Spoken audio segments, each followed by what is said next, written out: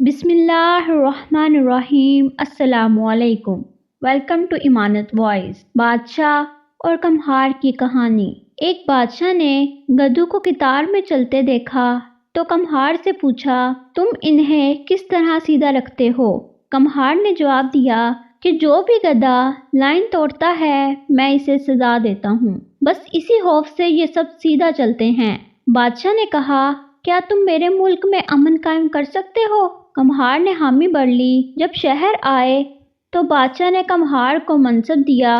کمہار کے سامنے ایک چوری کا مقدمہ لایا گیا۔ کمہار نے فیصلہ سنایا کہ چور کے ہاتھ کاٹ دو۔ جلاد نے وزیر کی طرف دیکھا اور کمہار کے کان میں بولا کہ جناب، یہ وزیر صاحب کا خاص آدمی ہے۔ کمہار نے دوبارہ کہا کہ چور کے ہاتھ کاٹ دو۔ اس کے بعد خود وزیر نے کمہار کے کان میں سرگوشی کی کہ جناب تھوڑا خیال کریں، یہ اپنا آدمی ہے۔ کمہار بولا، چور کے ہاتھ کاٹ دو اور وزیر کی زبان۔ کمہار کے صرف اس ایک فیصلے کے بعد پورے ملک میں امن قائم ہو گیا۔ یہاں بھی ہو سکتا ہے، مگر اس کے لیے چوروں کے ہاتھ کاٹنا پڑیں گے اور کچھ لوگوں کی زبانیں کاٹنا پڑیں گی۔ امید ہے کہ آپ کو آج کی یہ ویڈیو پسند آئی ہوگی۔ چینل کو سبسکرائب، لائک اور کمنٹ کرنا نہ بھولیے۔ اللہ حافظ۔